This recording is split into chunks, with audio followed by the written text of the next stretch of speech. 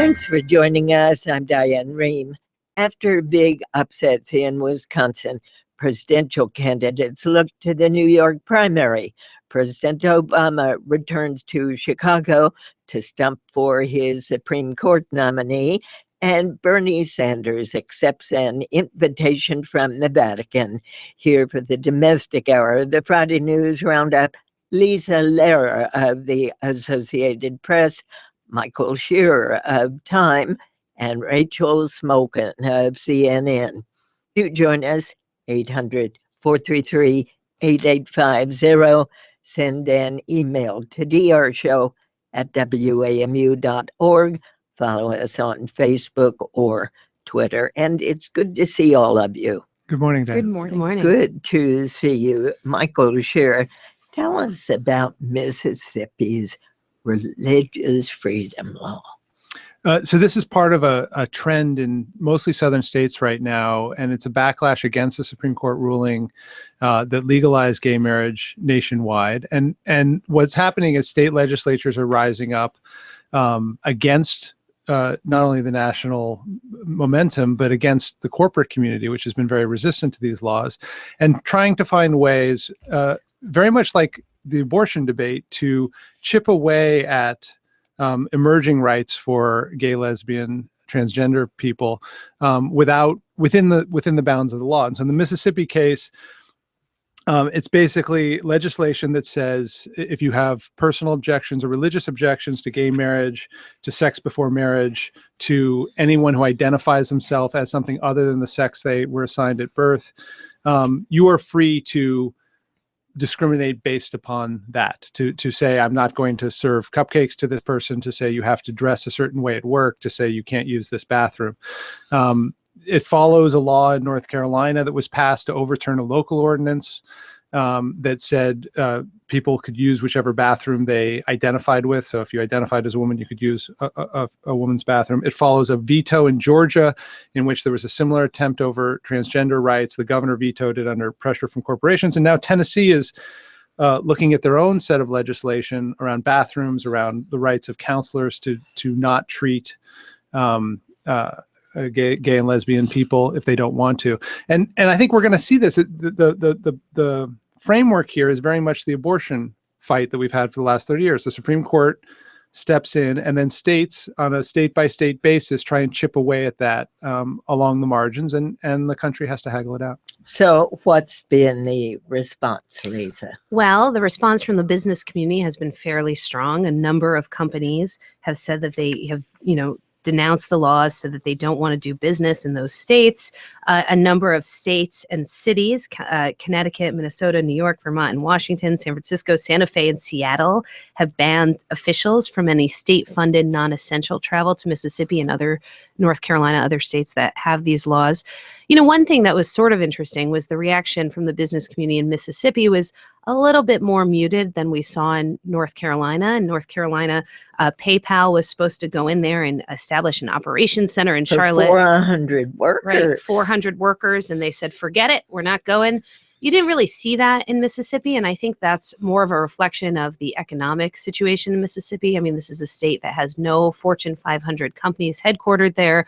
So there's less pull for business to cut operations in the state. But this is, a public relations thing for companies, and also a recruiting issue. On Tennessee, it would actually allow mental health advisors to turn away people with whom sexual orientation it did not agree. So there we are, Rachel. There we are. And I think there are two interesting strands playing out. One, as we've been discussing, is the Supreme Court ruling that kind of set all of this into motion, with the ruling allowing gay marriage on the federal level, and we are seeing states reacting to that. So that's the legal ramifications as they play out that tension between the federal law and state law. And the second one is the fissures we're seeing in the Republican Party between social conservatives who are really pushing and to move this in a new direction, partly in response to the Supreme Court ruling and partly to put their agenda out, and the business community. We're really seeing that split widen. We saw it in Indiana last year. We're seeing it come into sharper focus, and that's happening at a time when we're seeing a lot of fissures in the Republican Party and the presidential race as well. Okay, so do you think, with the exception of Mississippi, with the backing out of a company like PayPal, you might see these states reconsider? I don't know if Mississippi will reconsider, but I think this tension will continue. There was an issue last year where Indiana passing a law that was seen as discriminatory, the governor there backed down. I think what you saw in Georgia, the governor's veto was very much a response to the business community. This is different than other social issues. You don't see this on issues like abortion, for instance. There's state-by-state disagreements, but the corporate community doesn't say, I'm not sending employees to Texas because they're making it more difficult to have abortion. So that makes the math of this very different. And I think this will be a long-term fight. And I think, the country is still moving. Even southern states are still moving. Even church-going evangelicals are moving to embrace homosexuality in a way they never did before, to embrace gay marriage. And the shift is, a 10, 20-year shift. It's not a 3-4 week shift. So this will continue to be a fight that's had. And then you even have the Pope coming out with his statement of greater, wider acceptance of things with which even the Roman Catholic community may disagree. Right. The Pope is not sanctioning same-sex marriage, but he has moved towards more acceptance, and certainly more acceptance of divorce. He put out a big ruling this week that was talking about how the church needs to become more inclusive of various people and be cognizant of the stresses families are under. One last point on those laws. It's impossible to have a conversation at this time of the year without talking about politics.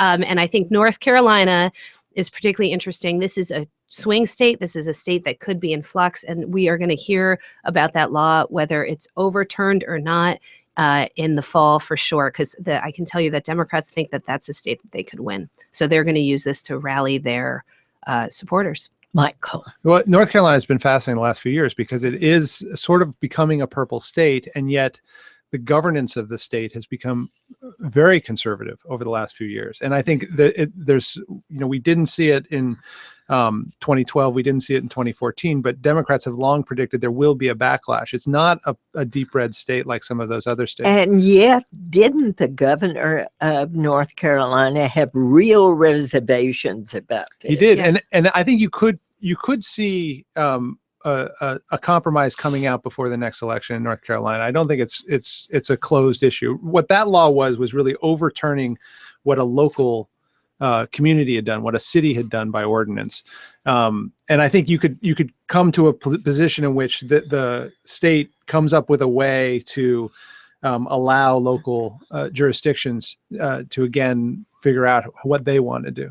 It does make you wonder about the power and authority of the Supreme Court and how much states are going to say, well, we disagree. Well, and the other thing, like abortion, I think a lot of these laws will eventually make their way back up to the Supreme Court, because these are new questions, and they are questions that do have federal constitutional jurisdiction. I mean, the question of whether you're equally protected under the law is something the Supreme Court deals with all the time. And if it's very likely that someone's going to make a case in Mississippi if they're not able to buy a cake, or in North Carolina if they're not able to use the bathroom they identify with, and that will be a question. It'll take many years for that to happen, right. but we're not done with the Supreme Court weighing in. A sea change in American politics. This is a major shift, and so these kinds of shifts happen over years, not decades, even not months or one ruling by any means. It takes a while for these to become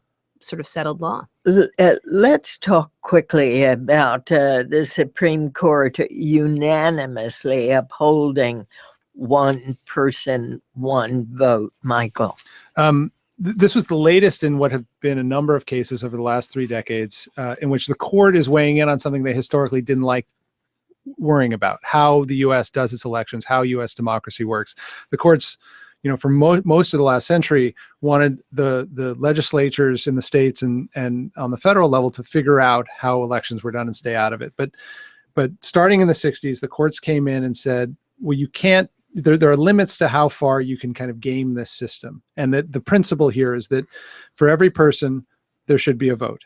And the question here before the court was, as you draw districts, do you count people based on the number of people who live in those districts, or do you count people based on the number of eligible voters in those districts? If the court had said, we're going to count based on the number of eligible voters, it could have led to a real shift in the way we draw districts. And so places with lots more people in them, but maybe not as many eligible voters, would get less representation. What the court did unanimously was say, we're not going to touch that issue, and that we're going to leave it as it's been.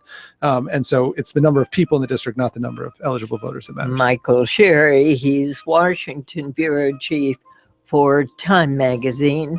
Short break here. When we come back, we'll talk about the ongoing discussion over Merrick Garland's nomination to the court.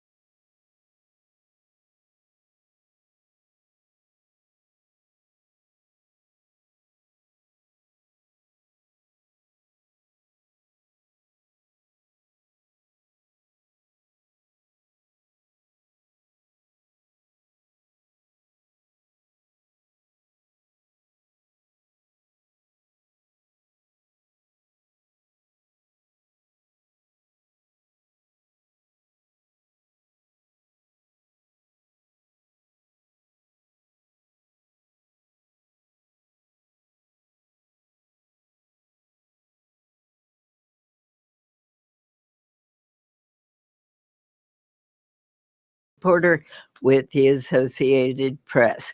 Michael Shear, Washington Bureau Chief for Time Magazine. Rachel Smokin, Executive Editor of CNN Politics Digital.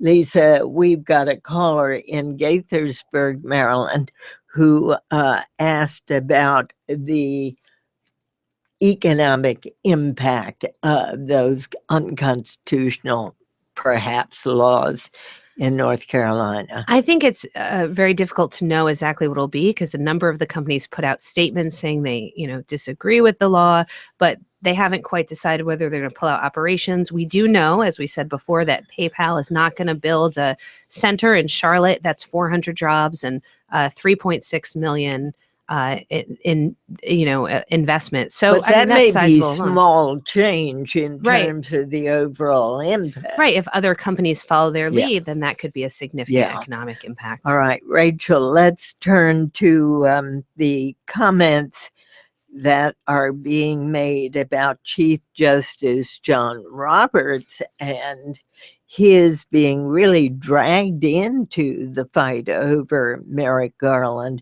as the nominee to the court.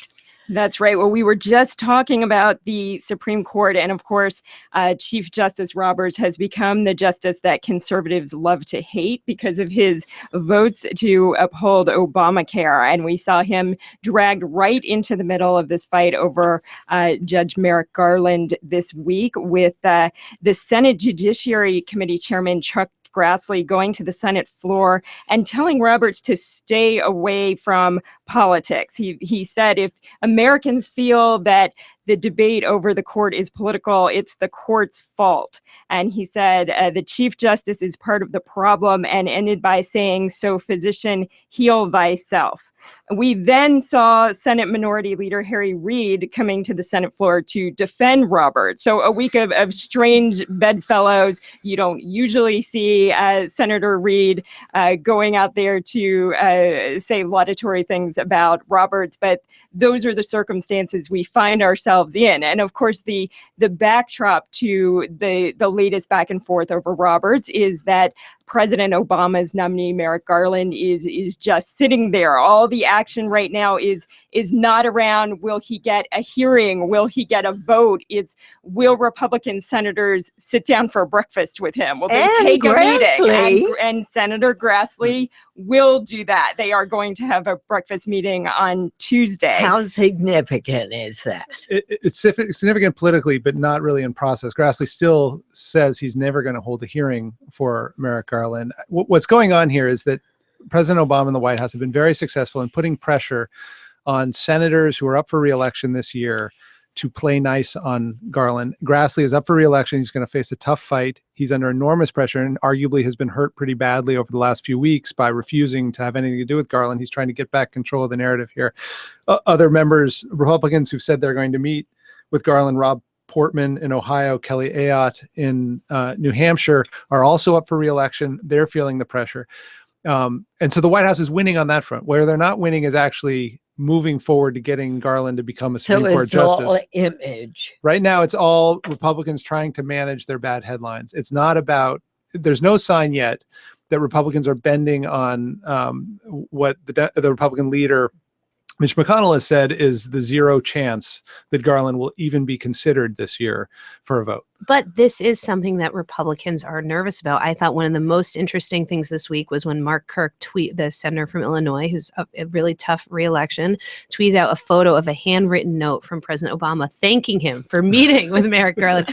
And that just underscores, I mean, Republicans are not really typically tweeting out notes from the president, particularly handwritten ones. But I think that underscores how concerned some in the Republican Party are about what this will do to their electoral chances. I've had a number of high-level Republican strategists pulling their hair out to me, saying this was, questioning the strategy and worrying that could really hurt them in some of these purple Senate states. Part of the issue here is not only fears that they'll look obstructionist at a time when most Americans seem really frustrated with Washington's inability to get anything done, but also, the possibility that you could have Donald Trump at the top of the ticket. And I think they worry that voters will say, well, do we really want Donald Trump picking the next nominee? And conservative voters may say that. He's, of course, talked about putting his sister on the court who supports abortion rights. So Trump, it's just another example of how the Trump candidacy just complicates the equation for a lot of these purple state senators. So the president went to the University of Chicago to make the case for Merrick Garland. Did he say anything that could change the way forward? I don't think anything had changed, but he did sort of up the ante a little. He did say that if Republicans refuse to take even a vote on Garland this year, then they should expect that Democrats next year, if there's a Republican president who makes a separate nominee, will be at least as obstructionist or try and be at least as obstructionist, which is very much making this even more of a dysfunctional process. There's a tradition in the Senate where when it comes to Supreme Court nominees, you don't filibuster. You can filibuster lower court nominees, but you don't filibuster on the Supreme Court level. And what Obama's threatening there is that if you don't give a vote to Garland this this year, then any Republican nominee next year will be filibustered, and you could have years of vacancy on the court. Exactly, and 4 ties. Well, exactly. And what was so interesting about this strategy was how quickly the Republicans decided on it and went all in so hard, no wiggle room, within hours of Justice Scalia's death, literally on the same day, saying there's no way they were going to confirm a nominee, have hearings, do anything. And that was, of course, weeks before we even knew who the nominee would be. And that takes you right back to the election of President Obama, when the very next day you had Mitch McConnell say he is not going to win a second term. I think if there is movement on Merrick Garland's nomination, it's most likely to happen in the lame duck session after the new president is picked, in that little period in November and December. And then things will get really interesting, because if Hillary Clinton or Bernie Sanders wins the presidency, wins the White House, it's going to be really fascinating to see what happens on the Democratic side, because Democrats have rallied around the president and said, give him a vote, give him a vote. But if you really ask them, they're not in love with Merrick Garland at all. They have a number of issues with his record. They would like to see someone who they feel has a much more strongly liberal, has taken much more strongly liberal positions.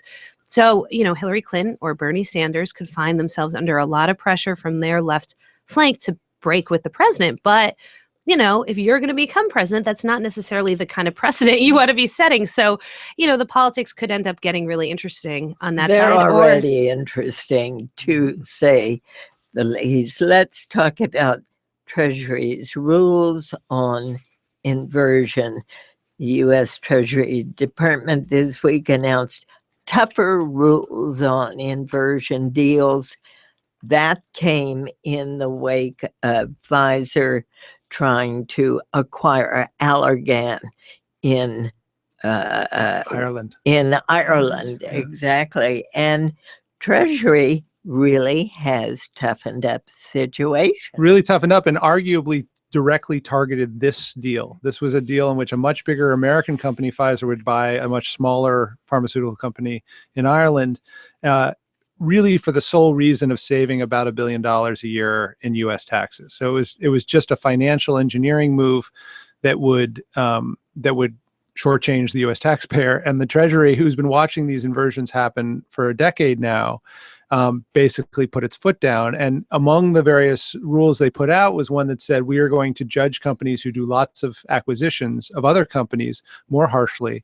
And that basically puts Pfizer and Allergan in the crosshairs, and they backed out. They said, we're not going to go forward with this merger. The CEO of one of the companies said it looked un-American, which was ironic since he was trying to shortchange American taxpayers $1 billion.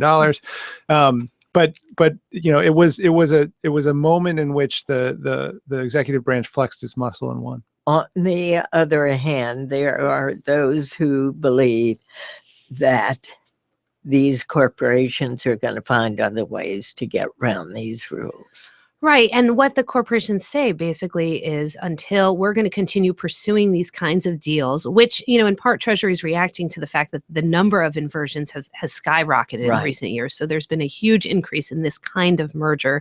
And the savings, as Michael pointed out, are significant. I mean, we're talking about $1.2 billion in taxes. Pfizer's tax rate would have dropped from 23.5% to about 17%. So that's a lot of money. So companies say they're going to keep pursuing these kinds of deals until there's tax overhaul, until the whole tax code is revamped in such a way that they can lower corporate taxes by eliminating all those horrible loopholes legislators are always complaining about here in Washington.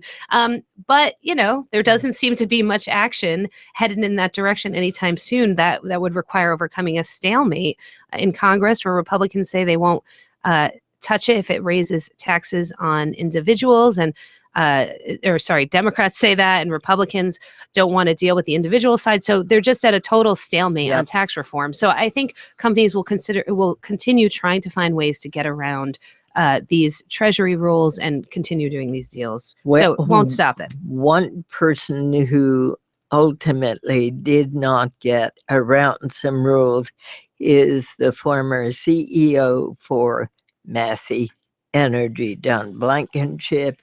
He's been found guilty for conspiracy to willfully violate mine health and safety records. He got the maximum punishment, Rachel. He was sentenced to a year in federal prison for conspiracy, as you said, to willfully violate mine health and safety standards. And of course, Massey was the fourth largest coal producer in the United States. At the time of this terrible explosion, was one of the worst U.S. mine disasters in decades. The families and victims of that explosion still dealing with all the pain, and we saw that outside the courtroom as he was led away. They hardly believe that a 1-year sentence is what he should have gotten. That's right. The federal prosecutors had tried to get felony convictions again. This is only a misdemeanor. This was the best they could do. But it is really remarkable that they won anything. This is not just the head of a coal company. This is one of the most powerful people in all of Appalachia, let alone West Virginia. Enormous political influence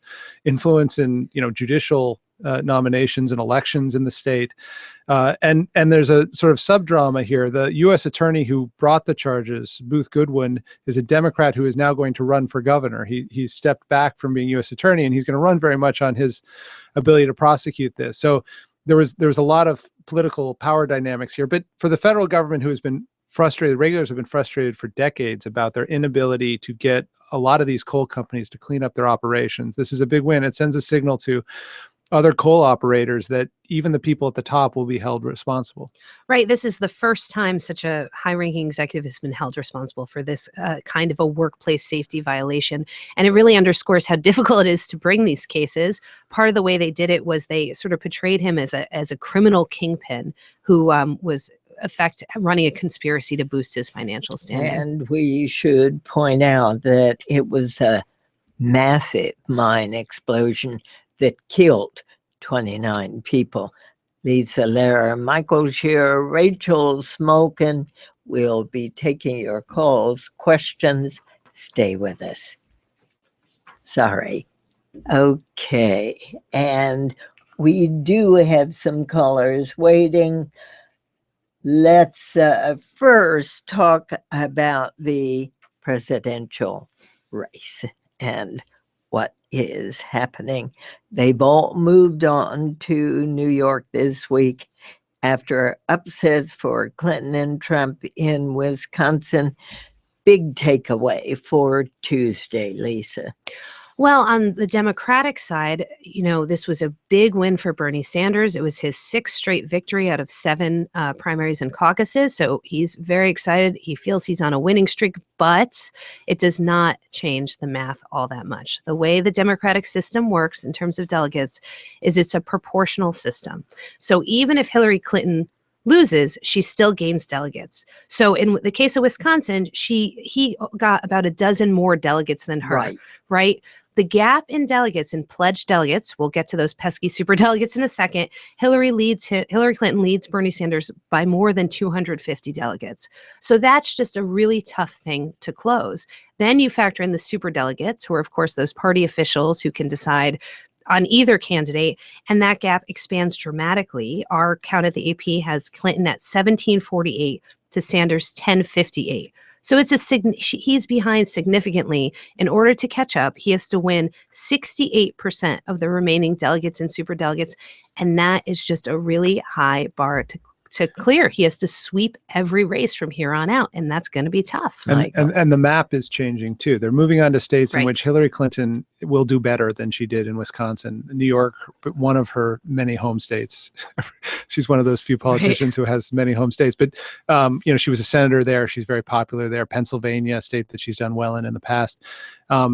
And this week, for Democrats watching this race, the real worry was not who will our nominee be. I think most Democrats are pretty sure Clinton will be the nominee. It's, will this continued campaign do damage to Hillary Clinton and the party? In the meantime, Sanders came out very tough against Clinton after she criticized him for an interview he did with the editorial board of the New York Daily News.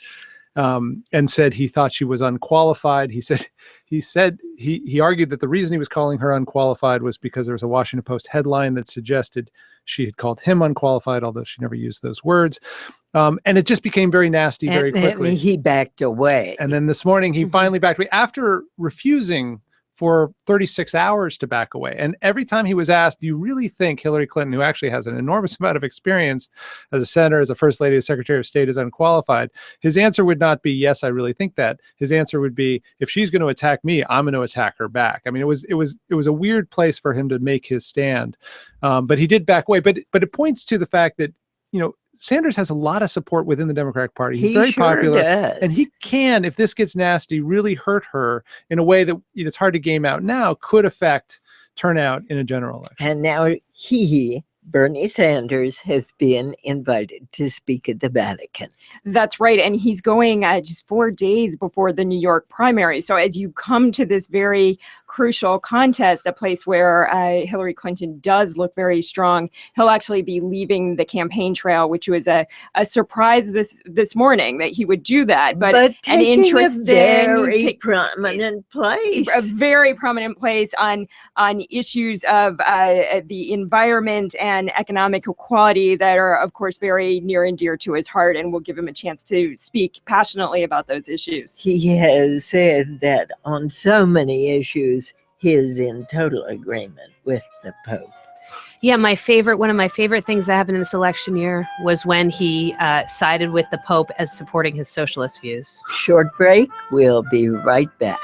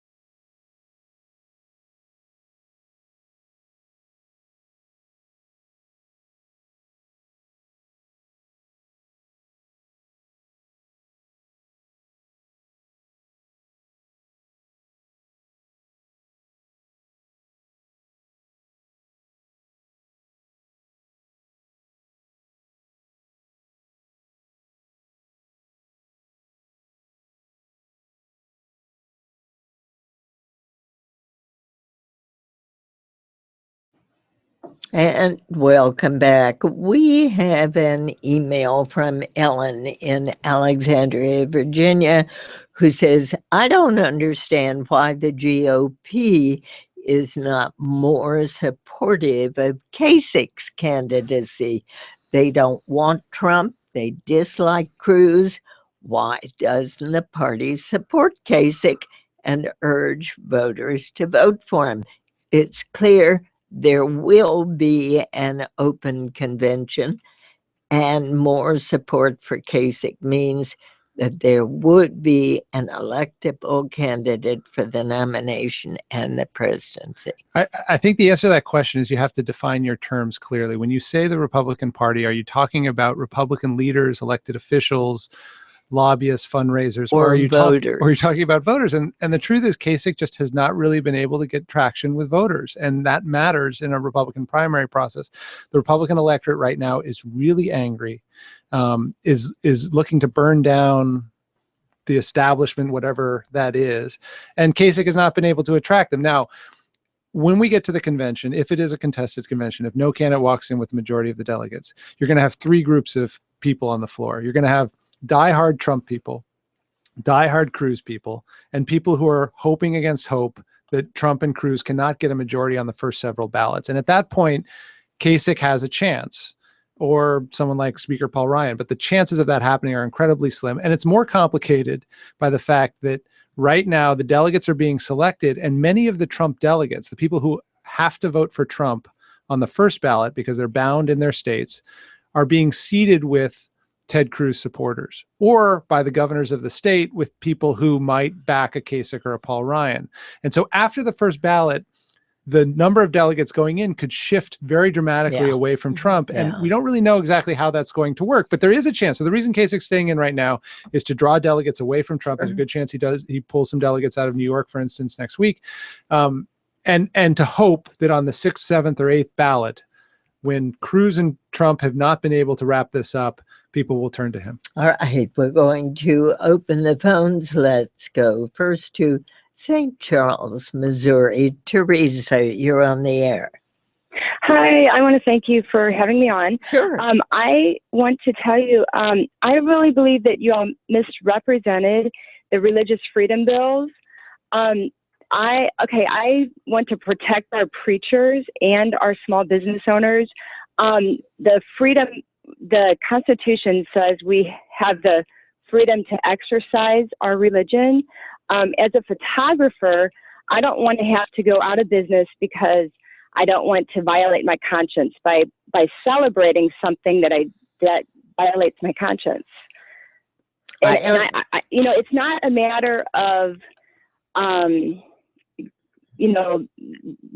the discrimination of gays and lesbians. Yeah, but let me understand, Teresa. Tell me how photographing something that you disagree with would violate your fundamental beliefs.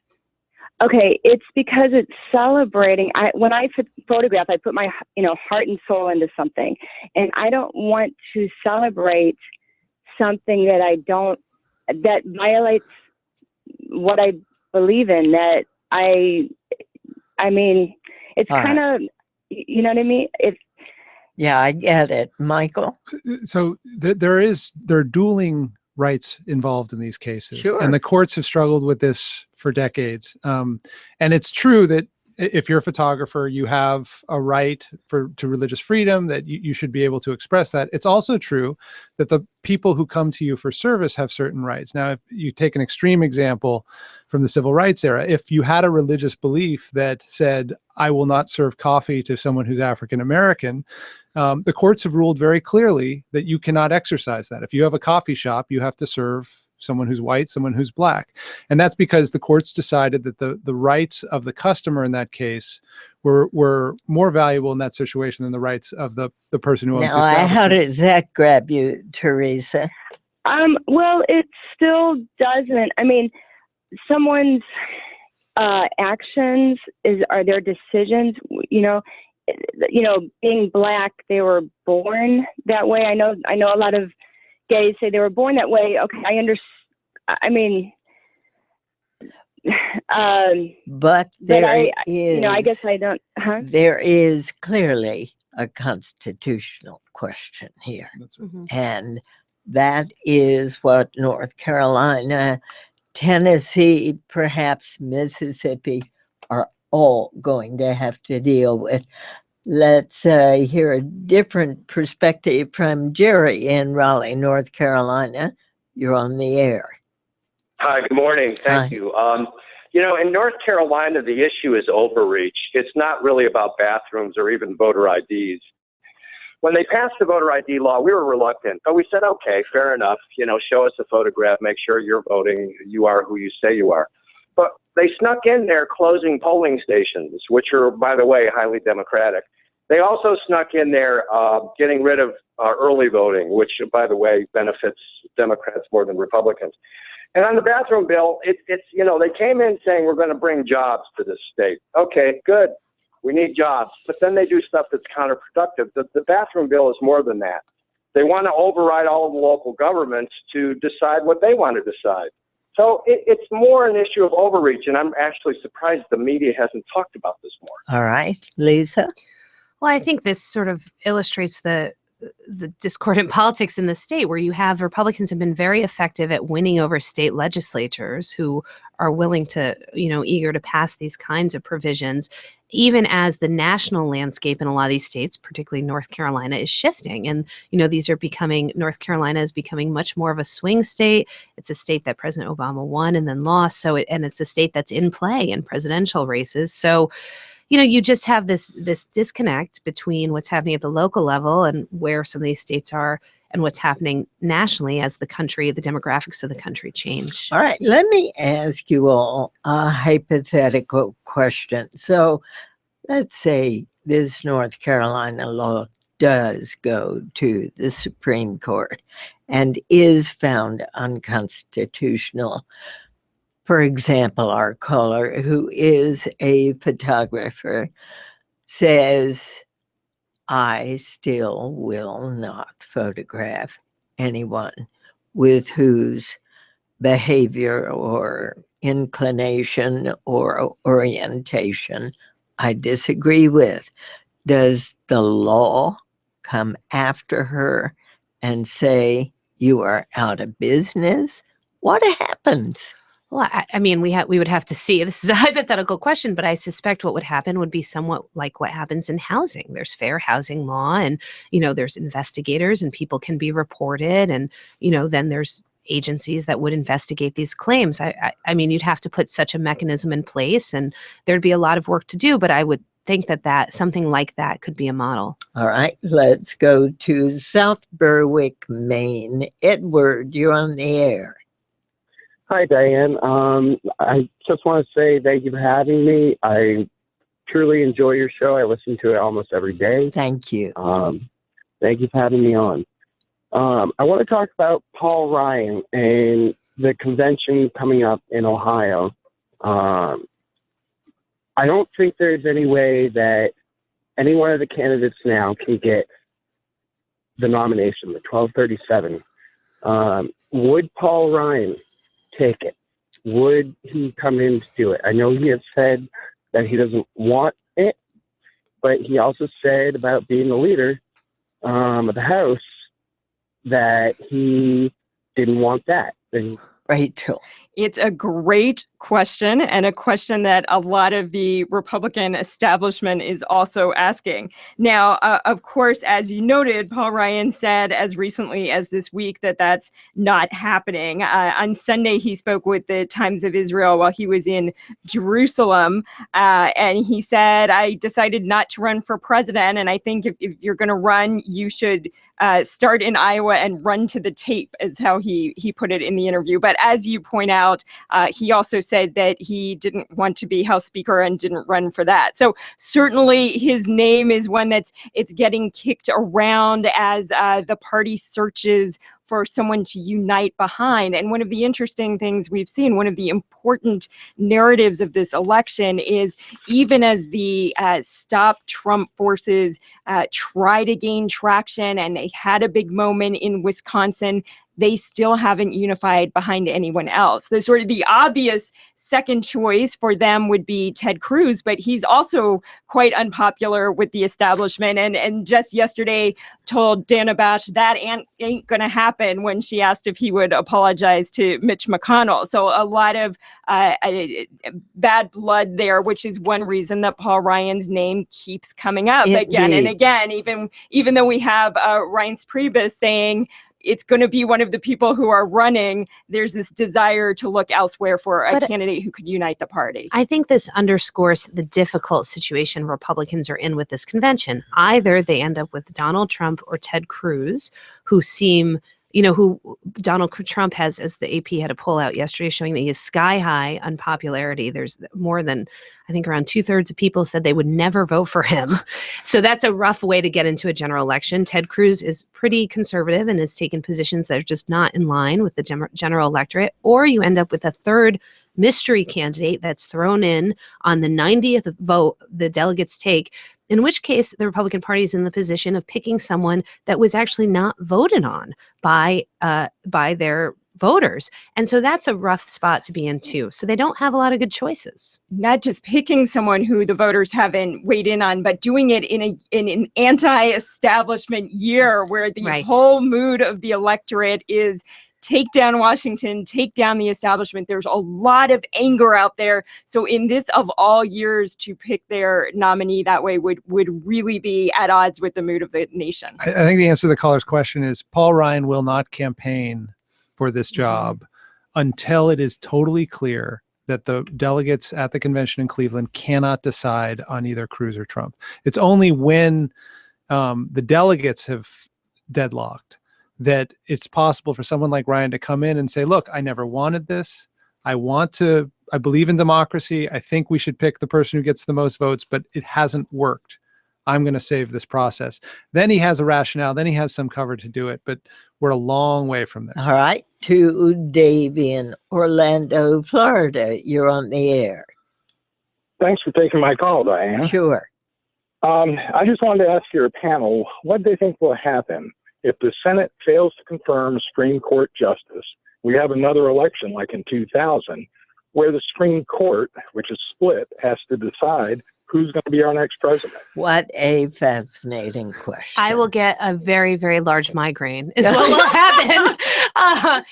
That is a really good question, and one that I think nobody, certainly least of all the Supreme Court, wants to be dealing with. In practice, the answer is that if the Supreme Court deadlocks, the last appellate court ruling ends up standing. So what would happen is the only way that case would get to the Supreme Court is it would have to go through federal appellate courts, and then whatever the lower court had decided would end up having the answer. And you're listening to the Diane Rehm Show. And now to Covington, Kentucky. Hi there, John. You're on the air. Hi, good morning, Diane. Hi. Thank you and your guests for another timely and relevant show. Good. Appreciate it very much. Thank you. I was calling about Don Blankenship, but I am in northern Kentucky, which has a view of greater Cincinnati and Governor Kasich. I get a good, healthy dose of Ohio politics with common broadcast channels and such. So I guess this is an aside in a sense. Can your guest define for me or for your listeners who are the happy Republican voters? And then it gets to the main question of why I really called. I'm in Kentucky, which is coal country. I'm having a hard time hearing you, John. You're breaking up on us, and there's a real fog on your phone. I'm sorry. Can you hear me? Please. Please put your question quickly. Okay. Why were the charges against Blankenship only misdemeanors? The short answer is that was the only thing they can get a conviction on. They tried for felony charges, and in this case, Blankenship had not been directly responsible for the safety violations in the coal operation where these people died. So they could not bring charges that he was directly responsible. They had to approach it in a more indirect way. All right, here's a tweet that says religious dominion laws have nothing to do with freedom.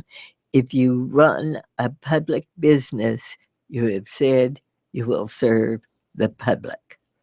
Yeah, but again, it's a balance. I mean, there like we have laws in place now that, for instance, a Catholic institution can have different hiring practices than a non-Catholic one. If you're an actor, if you're a Broadway production, you can hire a specific type of person to fit your Broadway production. I mean, neither of these rules are totally absolute. I think clearly the law is moving in a place where simply a religious objection to photographing or baking a cake is not rise to the same level as being able to be served.